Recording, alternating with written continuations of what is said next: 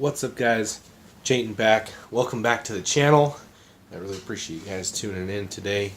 Take a look at part 2 of the Storm Utah Open. I'm going to do a little quick overview.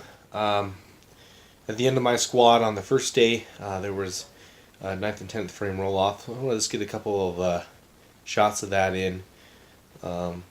Pretty tense moment there, so we'll start there. And then we'll jump in into semifinals of me bowling. I'll point out a couple of things, and we'll go from there. So, thanks for tuning in. Take a look at day one's finish, I guess, and this 9th and 10th frame roll off. I wanna see the light.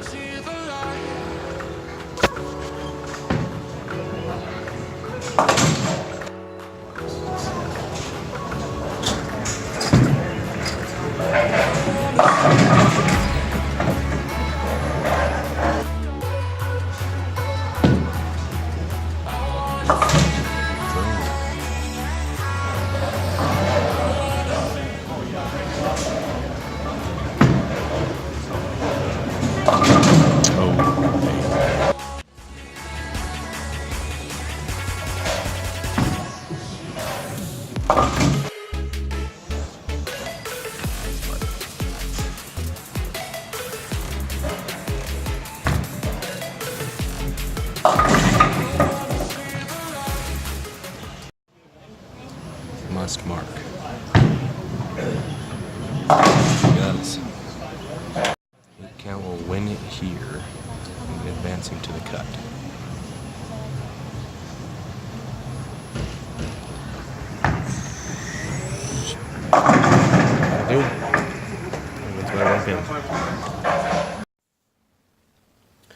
Wow, so that was pretty close there. I'm not sure if you guys are kind of paying attention to exactly what happened. But the guy who ended up winning the 9th and 10th frame roll-off, it was 28 to 26, I believe. He had to mark in the 10th and then have 7 pins or whatever it was. So that was really cool to watch. Pretty high tense moment there. Congratulations to him. He made the cut. You know, I don't know exactly what he ended up finishing at the end of the tournament, but that's cool to win 9th and 10th frame roll-off with it being that close. So now let's take a look at some of the shots that I threw during qualifying, and take a look. Alright, guys, so in the intro to day 2 of the Storm Utah Open, we just got here to the bowling alley, Spare Time Lanes in Roy. The last qualifying squad is on the lanes right now. It's probably one of the biggest ones of the weekend. I was talking to one of my buddies, and he said he qualified on the 530 squad last night with a 527. So, that's just kind of putting this pattern in perspective and how tough this thing is. Not only, me and him were talking about, not only can you can't miss like a regular sports shot. You have very small margin of error, like 3 or 4 boards. You can't miss that way on this pattern, but you can't miss with speed or rotation. If you do that, you won't carry. You can hit a spot, and if you're too fast, you'll bowl by the head pin, or you'll hit it and you won't carry. If you're too slow, right through the nose. It's unforgiving. You have to be very, very good. Probably the toughest pattern I've ever bowled on.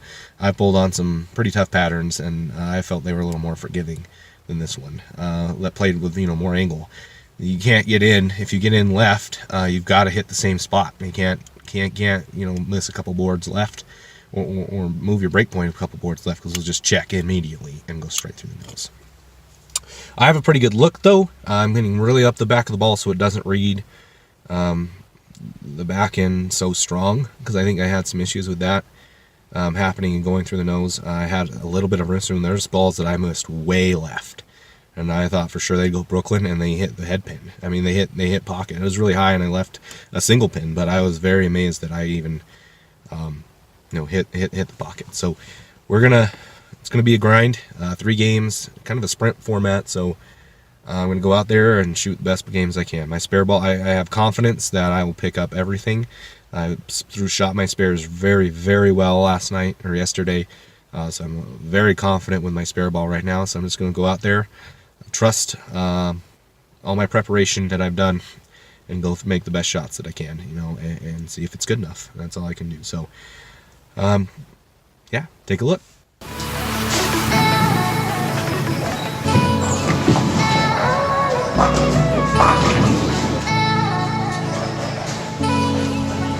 I wanna see the light.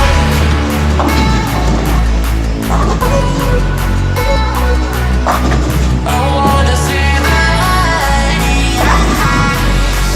I wanna see the light.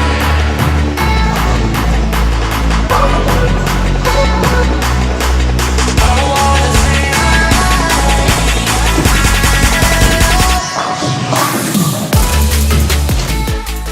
light. Okay, as you guys can see, not bowling very well. I didn't. The lanes played a lot tighter than I had anticipated.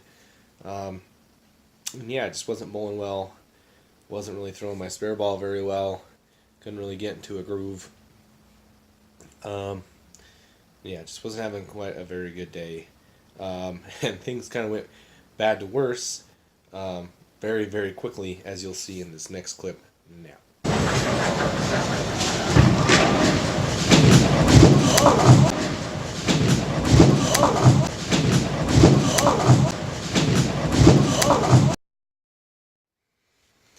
So yeah, that happened.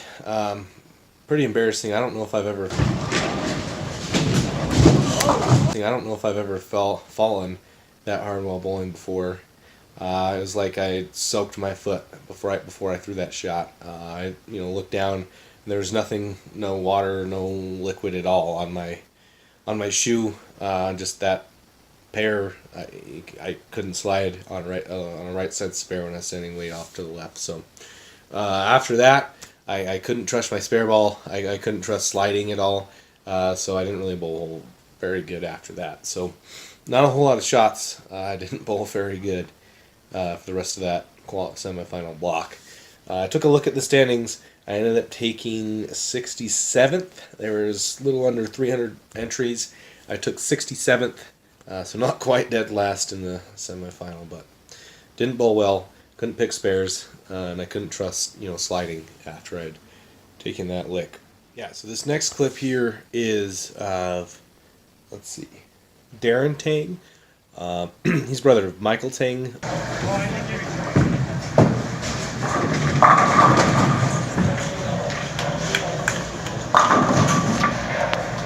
Which actually just bowled in the telecast on the PBA Lubbock Sports Open, which is pretty cool. There's quite a few PBA bowlers out there over the weekend, and I do really appreciate Storm, bringing those guys out, and those guys coming out and bowling. It's really cool seeing them there.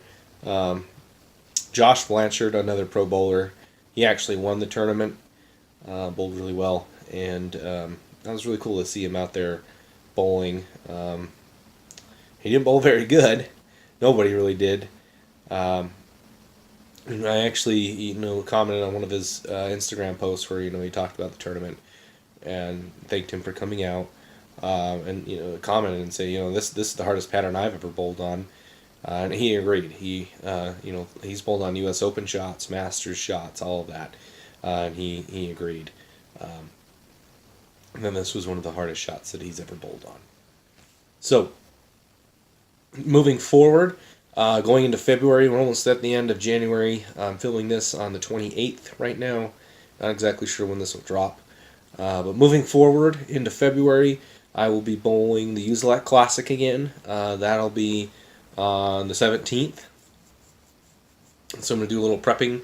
I'm going to drop a few more cool videos. They're really cool. I really hope you guys take a look at them and kind of go a little more in depth into what's going on with bowling balls and kind of stuff I'm talking about throughout these episodes that you're seeing. And I think they're really going to be informational, and you can learn a lot if you want to. And then yeah, so the Uzelac on the 17th, and then there's the Miller Masters in Helena. I think I'm going to go bowl that. It's quite a drive, but I do have that weekend off of work, so I think I'm going to take it down go down and take a shot at it. Another pretty big time tournament. A little longer format. I personally like the longer formats. I can get into a groove with some better balls. It's not. I don't feel so much pressure to sprint to an end. I'm more of a grinder. I like getting out, throwing spares, finding the best shot I can, not just kind of getting lucky and having a good look and throwing a bunch of strikes. So those are my plans. Please hit check out these next videos that are coming out. I'm really excited about them, and I think you guys are going to really like them. Thank you. Hey guys, thanks for tuning in. It was really fun shooting this video and hopefully give you some insight into what competitive amateur bowling looks like. Be sure to hit subscribe. Be sure to take a look at my IO ball review. It's one of the best balls I've used in a really long time. And if you're in the market to get into one, check it out. Thanks for coming in, guys. Take a look at the channel for more exciting content that's coming out. We'll see you later.